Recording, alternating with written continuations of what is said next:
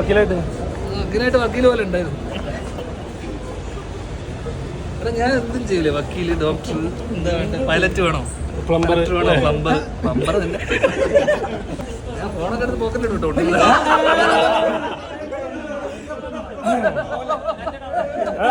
അതിനെപ്പറ്റി എന്നാ പറയാനുള്ളത്? അവിടെ കാണാം, പ്രശ്നിച്ച് ഇല്ല, ഇത് വേറെ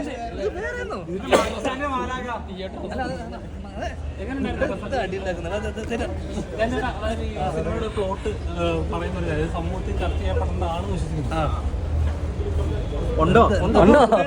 ഇല്ല, എന്താ പ്ലോട്ട്? ഇവിടെ ബോബേട്ടൻ വിളിച്ചു, അബാമിന്റെ പടം, ഞാൻ പോകുന്നു, അഭിനയിക്കുന്നു. പ്ലോട്ട് നീ എനിക്ക് പിന്നെ പറഞ്ഞാൽ മതി. അല്ല, പടം കണ്ടില്ല ഇപ്പൊ? കാൽഭാഗം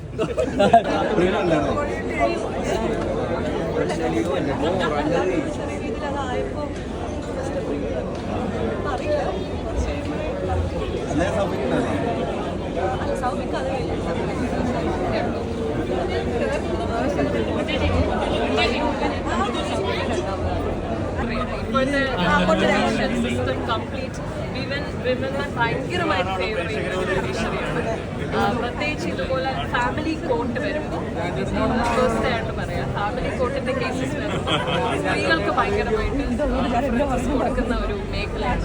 അത് എത്തി കൊടുക്കേണ്ട സമയം.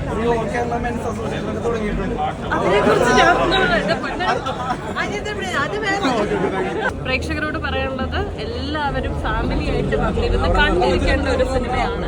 നല്ലൊരു മെസ്സേജ് ഉണ്ട്, നല്ലൊരു മെസ്സേജ് ഉണ്ട്, വലിയൊരു ട്വിസ്റ്റ് ഉണ്ട്. ഇതുവരെ അങ്ങനെ ഒരു സിനിമയിലും പറഞ്ഞിട്ടില്ലാത്തൊരു ട്വിസ്റ്റാണ്, നമ്മളങ്ങനെ കേട്ടിട്ടില്ലാത്തൊരു കാര്യമാണ്. അപ്പം വന്ന് കണ്ട് എൻജോയ് ചെയ്യാം. Thank you. ഇത് സിനിമ നല്ലതാണെന്ന് ഞാനല്ലേ പറയുന്നത്, കാണുന്ന പ്രേക്ഷകരാണ് പറയുന്നത് സിനിമ എങ്ങനെയുണ്ട്, അവർക്ക് ഇഷ്ടപ്പെട്ടു, അവർക്കാണ് ഇഷ്ടപ്പെടേണ്ടത്, ഞങ്ങൾക്കെല്ലാം ഇഷ്ടപ്പെടും. നമ്മൾ ബേസിക്കലി നിർമ്മാതാവും, നമ്മളൊരു നല്ല സബ്ജക്റ്റ് നിങ്ങൾക്ക് തരുന്നു, അല്ലെ നല്ല സിനിമ നമുക്കെന്ന് തോന്നുന്നത് നിങ്ങൾക്ക് തരുന്നു, നിങ്ങൾക്കത് എങ്ങനെ എൻജോയ് ചെയ്യാൻ കൊള്ളുന്നു എന്നുള്ളതാണ്. നിങ്ങൾ എൻജോയ് ചെയ്തെങ്കിൽ നമുക്ക് ഭയങ്കര സന്തോഷം, തീർച്ചയായിട്ടും നമ്മൾ ഹാപ്പിയാണ്. പിന്നെ നമ്മൾ ഇതിനകത്ത് കൊടുത്ത മെസ്സേജ് എന്ന് പറഞ്ഞാൽ, ആണുങ്ങൾക്കും ഇവിടെ നീതി കിട്ടണം, നീതി വേണം, ഈക്വാലിറ്റി. അല്ലാതെ എന്ത് വന്നാലും ആണുങ്ങളുടെ ഇടയ്ക്ക് നീതി അല്ല വേണ്ടേ, അതാണ് നമ്മൾ ഉദ്ദേശിക്കുന്നത്. ഓക്കെ, സമൂഹത്തിന് നല്ലൊരു സന്ദേശം കൊടുക്കാൻ കഴിഞ്ഞു. തീർച്ചയായിട്ടും അത് ബാക്കിയുള്ള കാര്യം നിങ്ങൾ ചെയ്യും, അതെങ്ങനെ പ്രൊമോട്ട് ചെയ്യണമെന്ന് നിങ്ങൾ ചെയ്യാം, നിങ്ങൾക്ക് ഇഷ്ടപ്പെട്ടെങ്കിൽ. Thank you sir. മച്ചാന്റെ മാറാക്കിയുടെ ഭാഗമാകാൻ സാധിച്ചതിൽ ഒരുപാട് സന്തോഷം. സമൂഹത്തിന് വളരെ പ്രയോജനം ചെയ്യുന്ന ഒരു സന്ദേശം കൊടുത്തു. എല്ലാവരും നന്നായിട്ട് അഭിനയിച്ചിട്ടുണ്ട്. Thank you. എല്ലാവരും നന്നായിട്ട് ചെയ്തിട്ടുണ്ട്. ഞാൻ പറഞ്ഞില്ലേ, നമുക്കൊക്കെ അതിലത്തെ ഓരോ ക്യാരക്ടറിനെയും നമുക്ക് റിലേറ്റ് ചെയ്യാൻ പറ്റും. നമ്മുടെയൊക്കെ ഒരു ഫാമിലിയിൽ കാണുന്ന ഓരോ മെമ്പേഴ്സ്, അല്ലെങ്കിൽ നമ്മുടെയൊക്കെ ജീവിതത്തിലൂടെ കടന്നു പോകുന്ന ചെറിയ ചെറിയ ഇൻസിഡൻസ്, അതൊക്കെ കോർത്തിണക്കിയിട്ട് ഒരു നല്ല ഇന്നത്തെ സിനിമ തന്നെ, ഇന്നത്തെ കാലത്ത് നടക്കുന്ന സിനിമ. അതെ, ഇന്നത്തെ കാലഘട്ടത്തിൽ നമ്മൾ കാണേണ്ട ഒരു സിനിമ. ഓഡിയൻ്റായിട്ട് എനിക്ക് അതിനെ കാണാൻ പറ്റുമോ എന്ന് ചോദിച്ചു കഴിഞ്ഞാൽ, ഞാൻ എൻ്റെ ഒരു ടൈപ്പ് ഓഫ് സിനിമയാണ്.